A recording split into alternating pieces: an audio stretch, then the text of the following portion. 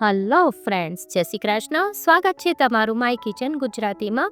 આજે આપણે બનાવીશું ચોખા વગર હેલ્ધી પુલાવ, અને જે આપણે કુકર કે બાફવાની ઝંઝટ વગર બનાવીશું. ઘરમાં અચાનક કોઈ મહેમાન આવી જાય તો 5 જ મિનિટમાં બનતા આ પુલાવની રેસીપી તમને ખૂબ જ ઉપયોગી થશે. તો ચલો બનાવવાની શરૂઆત કરીએ. જો તમને આજની રેસીપી ગમે તો લાઈક કરજો, તમારા ગ્રુપમાં શેર કરજો અને માય કિચન ગુજરાતીને સબસ્ક્રાઈબ કરી દેજો અને બાજુમાં આવેલા બેલ આઇકનને પ્રેસ કરી દેજો. વર્મીસેલી પુલાવ બનાવવા માટે આપણે એક કઢાઈમાં પાણી લઈશું. પાણીની અંદર આપણે 1 ચમચી મીઠું ઉમેરીશું. ત્યારબાદ પાણીને આપણે ગરમ કરવા રાખી દઈએ. ત્યાં બાજુમાં આપણે જોઈ લઈએ, જો આ ટાઈપની વર્મીસેલી લેવાની છે. આ વર્મીસેલી મેં 400 ગ્રામ લીધી છે અને જે 6 વ્યક્તિ માટે ઇનફ છે.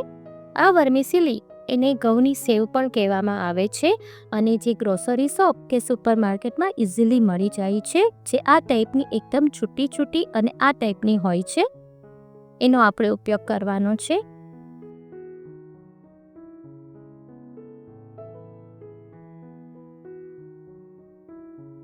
હવે જે આ બધી વર્મીસેલી છે એને જે આપણે પાણી ગરમ કરવા રાખ્યું છે એમાં ઉમેરી દેવાની છે. પાણીને આપણે થોડું ગરમ કર્યું છે. હવે એની અંદર આપણે 1 ચમચી તેલ ઉમેરીશું, જેથી વર્મીસેલી સરસ છૂટી થશે. એની અંદર આપણે અડધો કપ લીલા વટાણા ઉમેરીશું. હવે આને આપણે 2 થી 3 મિનિટ માટે કૂક કરવાની છે. 2 થી 3 મિનિટમાં તો તે ઇઝીલી કૂક થઈ જાય છે. જો આપણે આ રીતે ચેક કરી લેવાનું, 2 મિનિટ થાય એટલે આ રીતે આપણે દબાવીશું એટલે ખબર પડી જશે. જો સરસ કૂક થઈ ગઈ છે, 2 મિનિટમાં તો એકદમ ઇઝીલી કૂક થઈ જાય છે. જો હવે આપણી વર્મીસેલી કૂક થઈ ગઈ છે. હવે આપણે ગેસની ફ્લેમ બંધ કરી અને એક સ્ટ્રેનર રાખી દઈએ. સ્ટ્રેનરની અંદર આપણે જે રીતે ભાત ઓસાવતા હોય એ રીતે આ વર્મીસેલીને ઓસાવી લેવાની છે.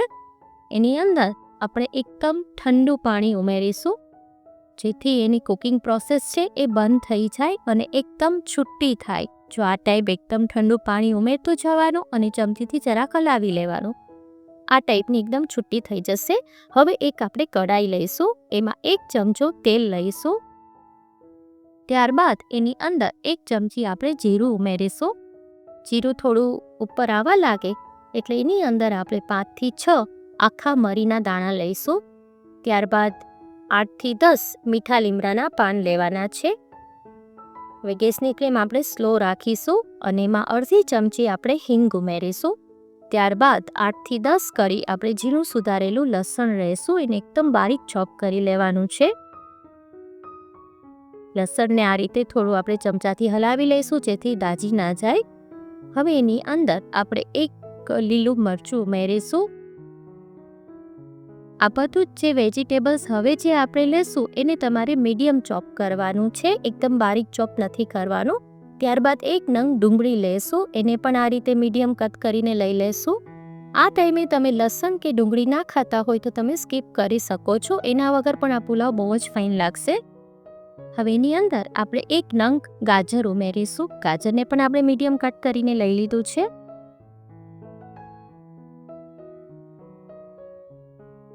ત્યારબાદ એને થોડું આ રીતે હલાવતા જવાનું છે. પછી એની અંદર આપણે 1 કેપ્સિકમ ઉમેરીશું. એને પણ થોડું હલાવી લઈશું. આ બધું જ આપણે એકદમ ઓવરકુક નથી કરવાનું વેજીટેબલ, ખાલી એની કચાશ દૂર થાય એટલું જ આપણે કૂક કરવાનું છે. હવે એની અંદર આપણે 1 ચમચી મીઠું ઉમેરીશું. ત્યારબાદ અડધી ચમચી હળદર પાવડર ઉમેરીશું. હવે બધું જ આ રીતે આપણે મસાલા ઉમેરતા જવાનું ને વચ્ચે વચ્ચે હલાવતા જવાનું છે. આ ટાઈમે તમે ગેસની ફ્લેમ સ્લો જ રાખજો. ત્યારબાદ એની અંદર 1 નંગ ટમેટું ઉમેરીશું. એને પણ હલાવી લઈશું આ રીતે.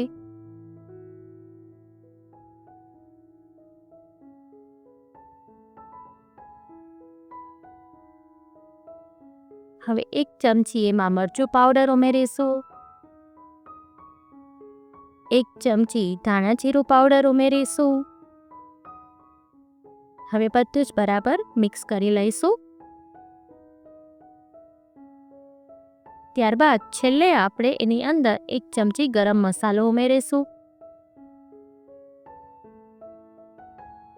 હવે બધું જ બરાબર મિક્સ કરી લેવાનું છે. બધા જ મસાલા આપણે વેજીટેબલ્સમાં આ રીતે મિક્સ થઈ જવા જોઈએ. જો આ ટાઈપના આપણે એકદમ ઓછા કૂક કરવાના છે, ખાલી એની કચાશ દૂર થાય એટલું જ આપણે કૂક કરવાનું છે.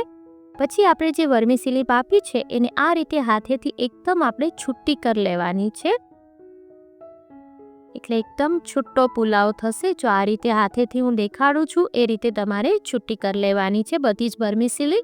હવે ધીમે ધીમે હાથેથી એમાં એડ કરતી જવાની છે. આ રીતે છૂટી કરતી જવાની અને એડ કરતી જવાની. આ રીતે બધી જ વર્મીસેલી આમાં આપણે ઉમેરી દઈશું.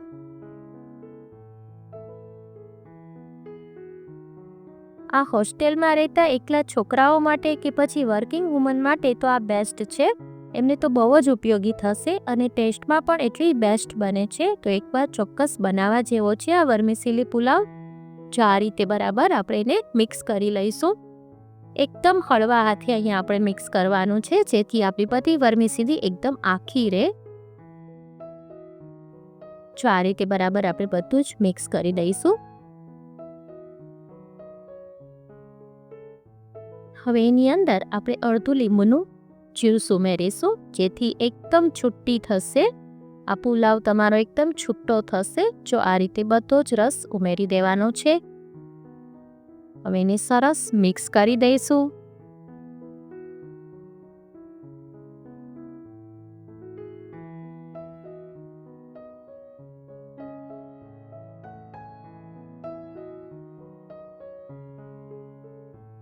જો આ રીતે એકદમ બધું જ પુલાવની અંદર, બધી વર્મીસેલીની અંદર વેજીટેબલ્સ અને મસાલો મિક્સ થઈ જવો જોઈએ એ રીતે મિક્સ કરી લેવાનું છે. ત્યારબાદ એની અંદર આપણે લીલા ધાણા ઉમેરીશું. હવે બધું સરસ હળવા હાથે આપણે હલાવી લઈશું.